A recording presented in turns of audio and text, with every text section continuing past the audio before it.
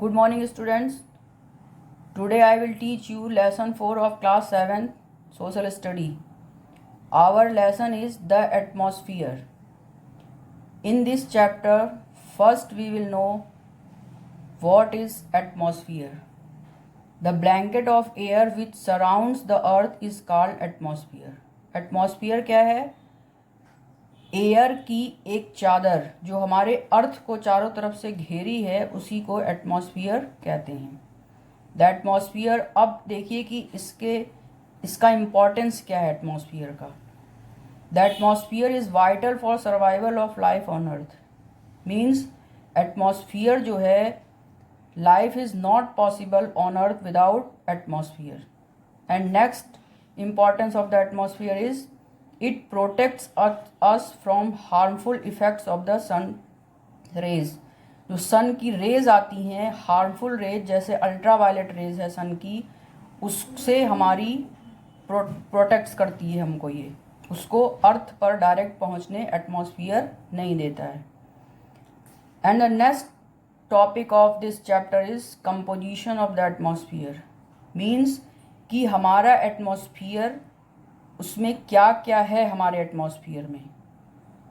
तो आगे देखते हैं। The atmosphere is a mixture of gases which are present in varying proportions.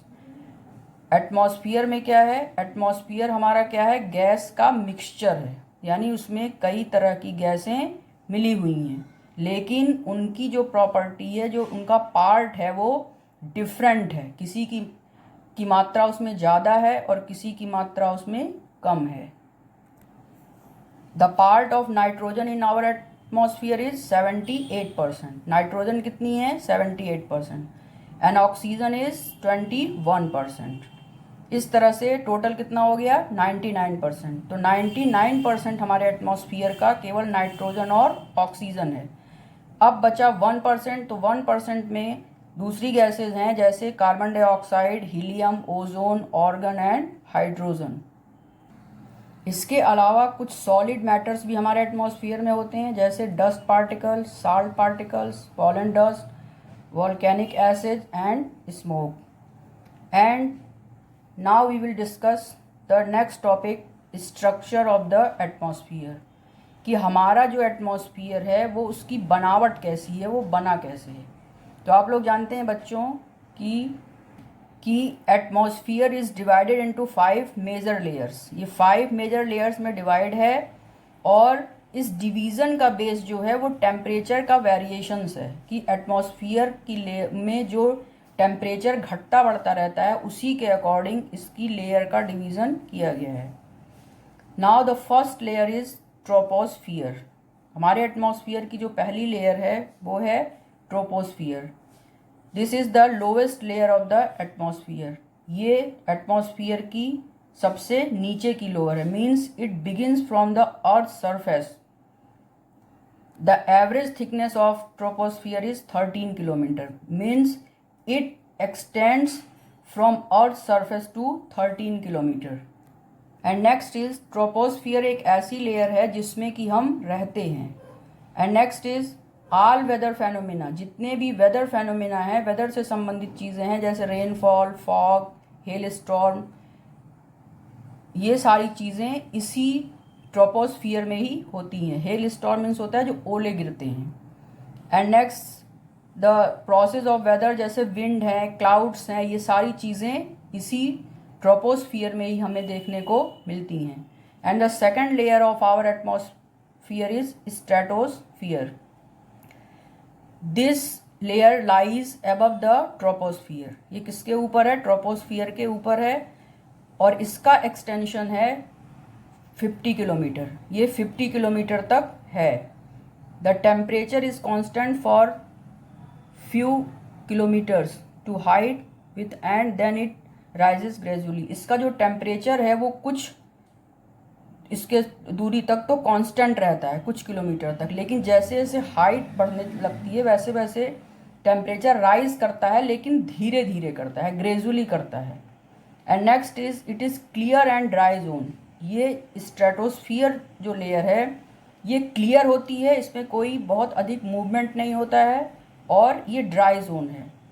It is free from weather phenomena, इसमें जो मौसम संबंधी गतिविधियाँ हैं जैसे क्लाउड्स, स्टॉर्म्स, ये सब इसमें हमको देखने को नहीं मिलते हैं।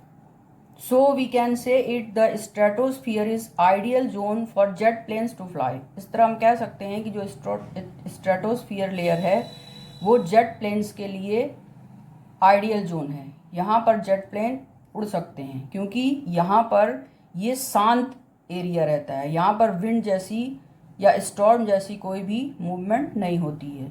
There is a thin layer, और इसकी जो सबसे इम्पॉर्टेंट बात है बच्चों ये है कि इसी स्ट्रेटोस्फियर में ही ओजोन गैस की एक पतली सी लेयर होती है। ये ओजोन गैस क्या करती है जान लेते हैं। It absorbs harmful ultraviolet rays. इसका जो सबसे इम्पॉर्टेंट वर्क है ओजोन गैस का, ये जो अल्ट्रावायलेट जो उसकी हार्मफुल रेज आती हैं अल्ट्रावायलेट, उसको एब्जॉर्ब कर लेती है, उसको अर्थ पर आने नहीं देती है। And the next layer is mesosphere, the third layer of the atmosphere. This is the mesosphere is the third layer of the atmosphere. It lies above the stratosphere. ये किसके ऊपर है? स्ट्रेटोस्फियर के। और इसका एक्सटेंशन कितना है? Around 50 to 80 kilometre. Means it lies between 50 to 80 kilometre. और इसकी सबसे इम्पॉर्टेंट चीज़ जो है वो ये है कि इसमें जब मीटियोराइड्स जब इंटर करते हैं तो वो क्या हो जाते हैं? बर्न हो जाते हैं। And the fourth layer of our atmosphere is thermosphere. It lies above mesosphere. ये कहाँ पर होती है? मेसोस्फियर के ऊपर है, और इसका एक्सटेंशन जो है वो 400 किलोमीटर से ज़्यादा है। The temperature rises rapidly with increasing height. जैसे जैसे इसकी हाइट बढ़ती जाती है वैसे वैसे इसका टेम्परेचर भी बढ़ता जाता है। इस लेयर की सबसे खास बात बच्चों ये है कि इसमें आयंस होते हैं, और वो आयंस कैसे होते हैं? इलेक्ट्रिकली चार्ज पार्टिकल्स होते हैं। और ये चार्ज कैसे होते हैं? ये जो सनरेज आती है उसी सनरेज से ये आयन जो होते हैं वो इलेक्ट्रिकली चार्ज हो जाते हैं, और ये चार्ज होने के कारण फ्लोट करते रहते हैं। और इनका मेन वर्क ये है कि ये रेडियो वेव्स को रिफ्लेक्ट कर देते हैं, जिसके कारण वायरलेस कम्युनिकेशन पॉसिबल हो पाता है।